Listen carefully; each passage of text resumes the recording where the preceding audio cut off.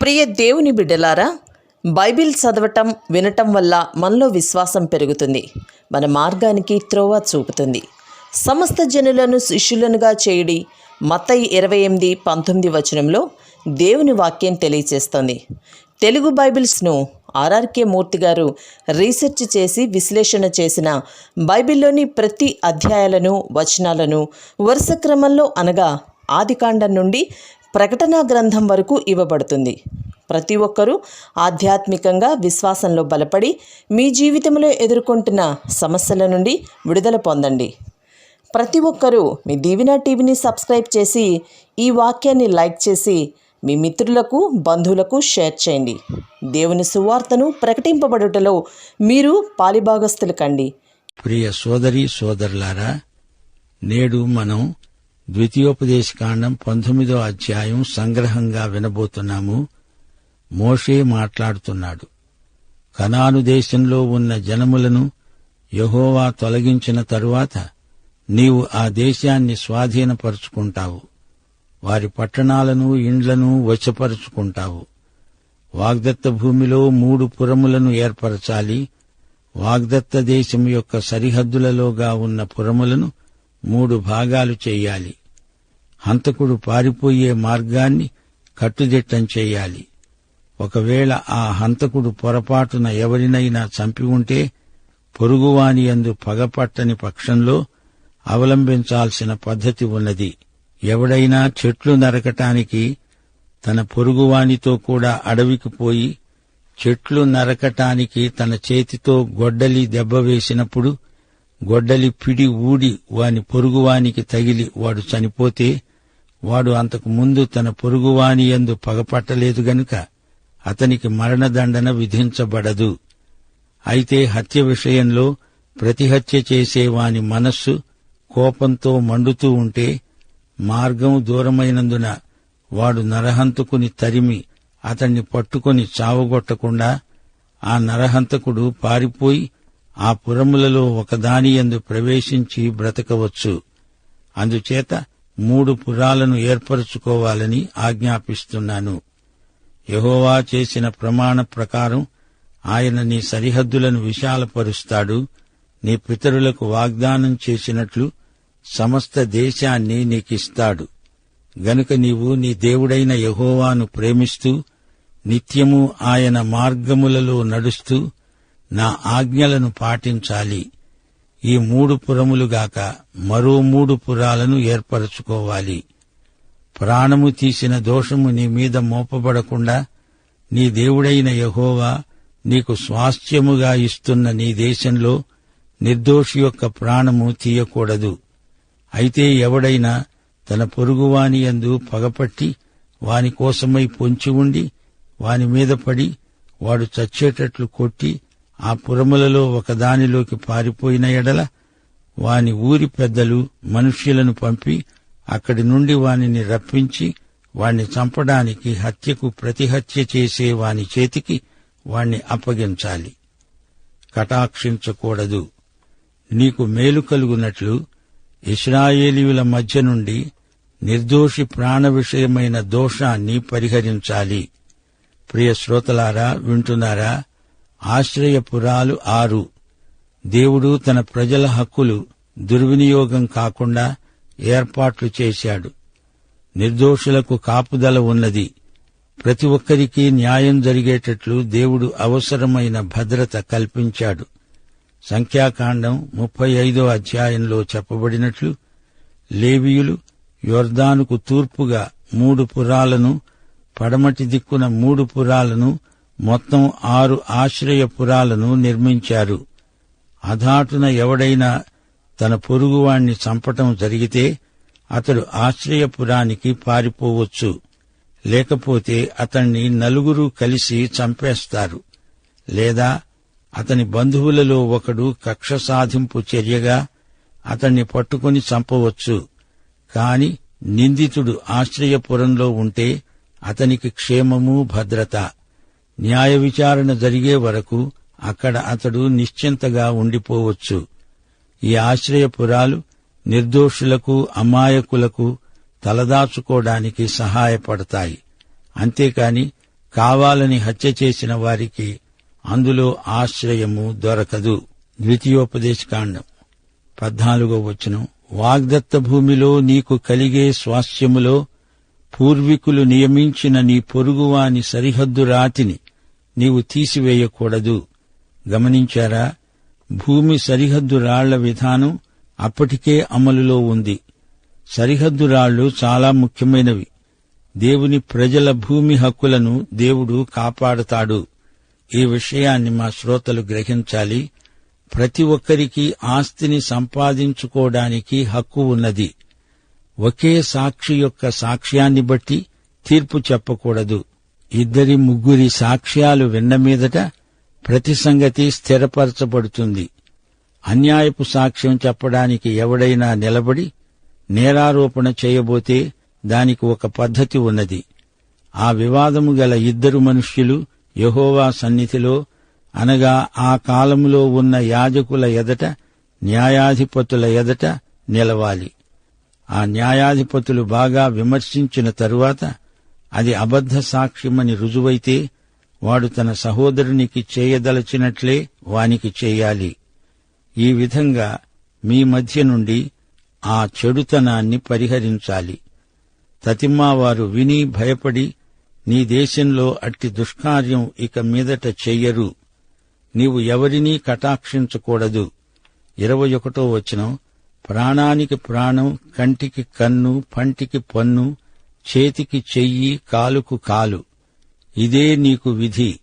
ప్రియ శ్రోతలారా, దేవుని దృష్టిలో న్యాయశాస్త్ర విధులు ఎంత ఖచ్చితమైనవో గమనించండి. తీర్పు చెప్పడానికి ఒక సాక్ష్యం చాలదు. కనీసం 2 సాక్ష్యాలుండాలి. న్యాయసమ్మతంగా తీర్పు చెప్పే అధికారుల వలన జాతి ఆశీర్వదించబడుతుంది. అబద్ధ సాక్ష్యాలను పసికట్టాలి. వాది ప్రతివాదులు దేవుని సన్నిధిలో నిలవాలి. దేవుని సన్నిధి అనగా యాజకుడు, న్యాయాధిపతి నిలిచిన చోటు. వారిద్దరూ కలిసి అది అబద్ధ సాక్ష్యమని రుజువుపరిస్తే వాది ప్రతివాదికి ఏమి చెయ్యాలని కోరాడో అదే అతనికి జరుగుతుంది. ఈ విధంగా చెడుగును దేశంలో ఉండకుండా తొలగించగలరు. ప్రియ శ్రోతలారా, వినండి. కంటికి కన్ను, పంటికి పన్ను అంటుంది ధర్మశాస్త్రం. న్యాయ చట్టానికి దయాదాక్షిణ్యాలుండవు. దేవుడు ధర్మశాస్త్రాన్ని బట్టి తీర్పు తీరుస్తాడు. కృపను బట్టి రక్షిస్తాడు. ధర్మశాస్త్రాన్ని బట్టి రక్షణ కలగదు. ఎందుకనగా ధర్మశాస్త్రాన్ని ఎవరూ నెరవేర్చలేరు. అయితే యేసు నెరవేర్చాడు. యేసు ధర్మశాస్త్రాన్ని మన పక్షాన నెరవేర్చటానికి మన కోసం చనిపోయాడు. అందుచేత పాపులమైన మనకు పాపక్షమాపణ లభించింది. దేవుని సింహాసనం కృపాసనం. ఎందుకనగా క్రీస్తు రక్తం దానిమీద ప్రోక్షించబడింది. అది నిబంధన రక్తం. దేవుడు కృపచేతనే మనల్ని రక్షిస్తున్నాడు. మనము ధర్మశాస్త్రాన్ని నెరవేర్చలేము. ఎల్లప్పుడూ ధర్మశాస్త్రాన్ని అతిక్రమిస్తూనే ఉన్నాము. ఈ విషయంలో దేవుని సన్నిధిలో మనమంతా అపరాధులమే. అయితే మన పాపానికి క్రీస్తునందు శిక్ష విధించబడింది. అందుచేత క్రీస్తునందున్న వారికి ఏ శిక్షా విధి లేదు. శ్రోతలు మర్చిపోకండి, దేవుడు తన మహాకృప చేత ఘోర పాపులను సహితం రక్షించగలడు, రక్షిస్తాడు. ఆశ్రయపురాలు 6: కెదెషు, షెకెము, హెబ్రోను, బెసెరు, రామోతు, గోలాను. వీటి పేర్లు యెహోషువ 20వ అధ్యాయంలో చెప్పబడ్డాయి. నేరము, శిక్ష అనే అంశం నాడు నేడు ఎంతో ప్రాముఖ్యమైనది. ద్వితీయోపదేశకాండం 18వ అధ్యాయంలో అబద్ధ ప్రవక్తను రాళ్లతో కొట్టి చంపాలి అని రాయబడింది. అబద్ధ ప్రవక్తకు యథార్థ ప్రవక్తకు ఉన్న భేదం చూపబడింది. 19వ అధ్యాయంలో పొరపాటున తెలియక అనుకోకుండా ఎవరినైనా చంపటం జరిగితే అది హత్య నేరం కిందికి రాదు. నిర్దోషి అయితే ఆశ్రయపురంలో తలదాచుకోవచ్చు. సరిహద్దు రాళ్లు ఎవరు పీకేస్తారు? ధనికులు బీదల భూములను అన్యాయంగా ఆక్రమించుకోకుండా దేవుడు కట్టుదిట్టం చేశాడు. ఈ విషయం సామెతలు 22వ అధ్యాయం 28వ వచనంలో ప్రస్తావించబడింది. నీ పితరులు వేసిన పురాతనమైన పొలిమేర రాతిని నీవు తీసివేయకూడదు. అలాగే సామెతలు 23:10 పురాతనమైన పొలిమేర రాతిని తీసివేయవద్దు. తల్లిదండ్రులు లేని వారి పొలములలోనికి నీవు జొరబడకూడదు. ఈ అధ్యాయంలో ఆశ్రయపురాలు, పొలిమేర రాయి, 2 సాక్షులు అనే 3 అంశాలు వరుసగా పేర్కొనబడ్డాయి. ఆశ్రయపురాలకు సరైన రహదారి వెయ్యాలి. ఆ ప్రాంతమంతటినీ 3 భాగాలుగా విభజించాలి. పొరుగువాని పొలిమేర రాతిని తొలగించకూడదు. ఆశ్రయపురాలలో నిర్దోషులు న్యాయ విచారణ కొరకు కనిపెట్టి ఉంటారు. అధ్యాయం ముగింపులో యాజకులు, న్యాయాధిపతులు కలిసి తీర్పు చెబుతారు. ఇప్పుడు 20వ అధ్యాయం వినండి.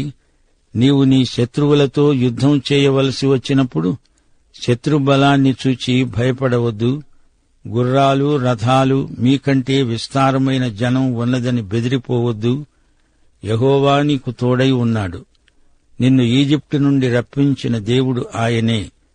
మీరు యుద్ధ సన్నద్ధులైనప్పుడు యాజకుడు వచ్చి మీకు ధైర్యం చెబుతాడు. ఇశ్రాయేలీయులారా వినండి.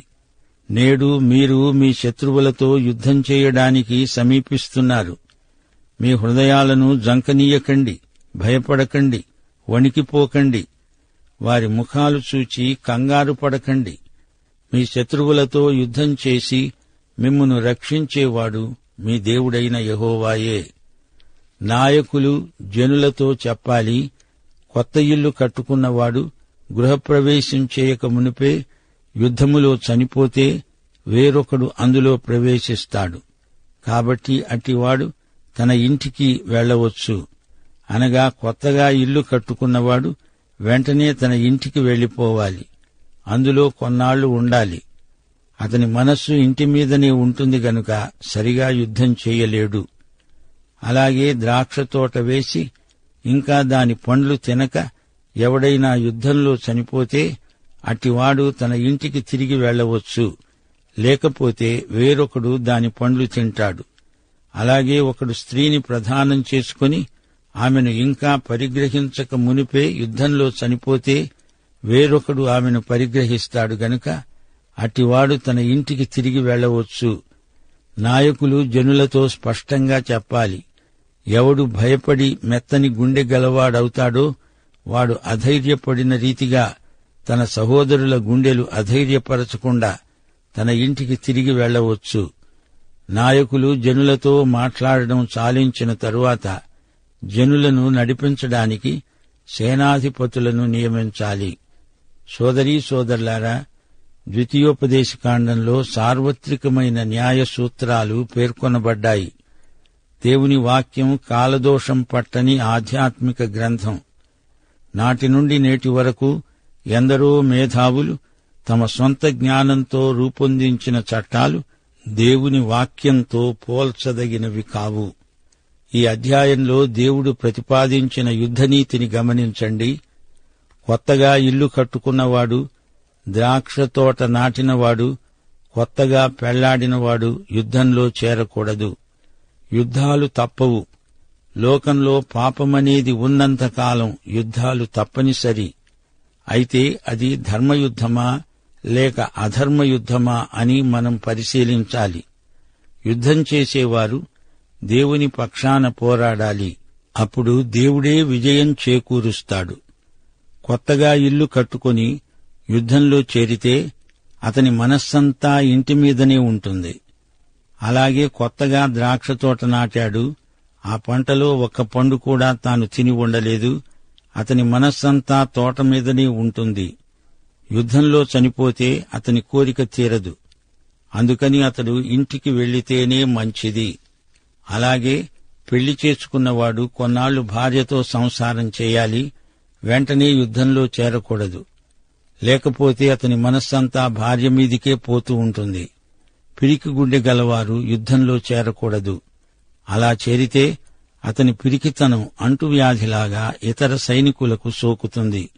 ప్రియ శ్రోతలారా, గిద్యోను సంగతి మీకు జ్ఞాపకం ఉన్నదా? మొదట అతని వద్ద 32,000 మంది సైనికులున్నారు. వీరందరూ మిద్యానీయులతో యుద్ధానికి సిద్ధపడ్డారు. అయితే వారిలో పిరికి కండగలవారు వెళ్లిపోతే మంచిది గనుక అందులో 22,000 మంది వెళ్లిపోయారు. ఇప్పుడు 10,000 మంది మిగిలారు. అయినా ఇంకా వారు ఎక్కువే. అంతమంది అనవసరం. దారిలో ఒక వాగు ఉంది. సైనికులు వంగి నీళ్లు తాగారు. అయితే కొందరు నీళ్లను అలాగే గతికి త్వరగా వెళ్లిపోవడానికి సిద్ధమయ్యారు. తీరా మిగిలింది 300 మంది. వీరే యుద్ధంలో విజయం సాధించారు. ఆరంభంలో 32,000 మంది, చివరికి మిగిలింది 300 మంది. పిరికి కండగలవారు యుద్ధంలో చేరితే ఇతర సైనికులకు కూడా అదే బలహీనత ప్రాప్తిస్తుంది. అందుచేత అలాంటి వారిని సైన్యంలో చేర్చుకొనకూడదు. ఇది యెహోవా యుద్ధం. వీరందరూ సత్యం కోసం నిలవబడాలి, పోరాడాలి, ధర్మయుద్ధం చెయ్యాలి. దేవుడు నడిపించినట్లు నడవాలి. శత్రువుతో రాజీ పడకూడదు. దేవుని సైనికులకు అపజయముండదు. దేవుని బిడ్డలకు కృపాబలమున్నది. గెలువగలమని వారే యుద్ధంలో చేరాలి, పోరాడాలి.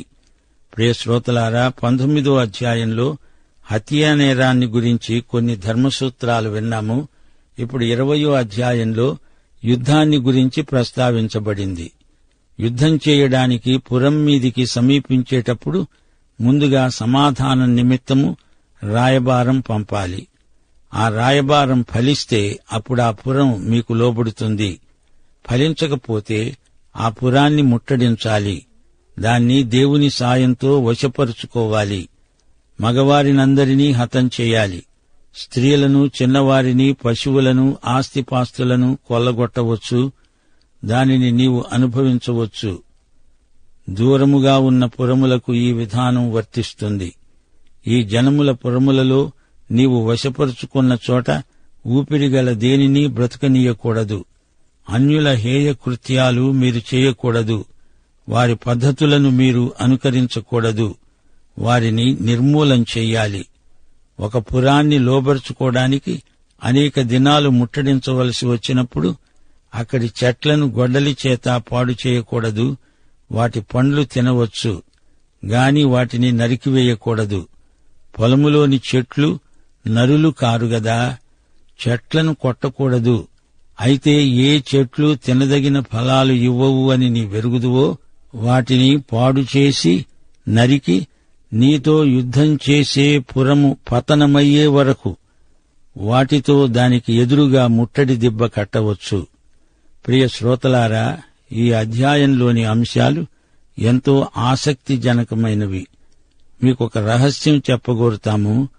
లూకాసు వార్త 9వ అధ్యాయం 51వ వచనం, 18వ అధ్యాయం 14వ వచనం క్రైస్తవ ద్వితీయోపదేశ కాండం అని చెప్పవచ్చు.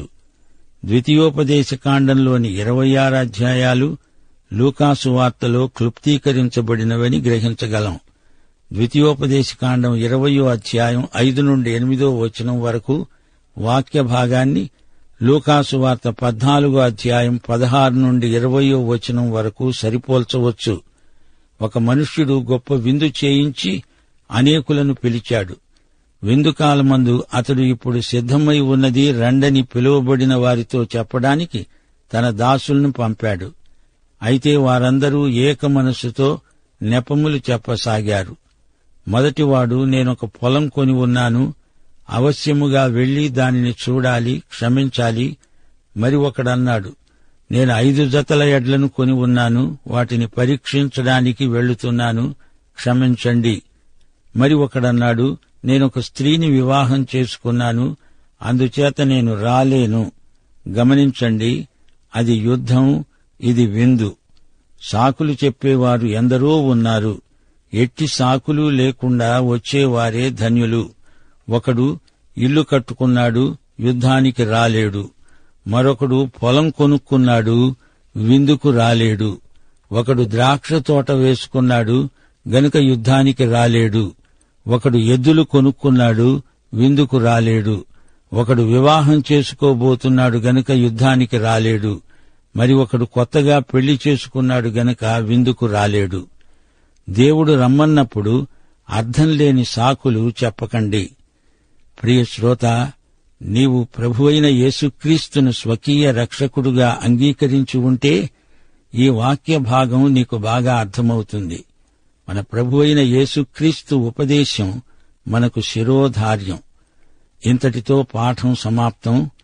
ప్రభువైన యేసుక్రీస్తు వారి దివ్యకృప, తండ్రి అయిన దేవుని ప్రేమ, పరిశుద్ధాత్మ యొక్క అన్యోన్య సహవాసము మనకందరికీ సదాకాలం తోడై ఉండునుగాక. ఆమేన్.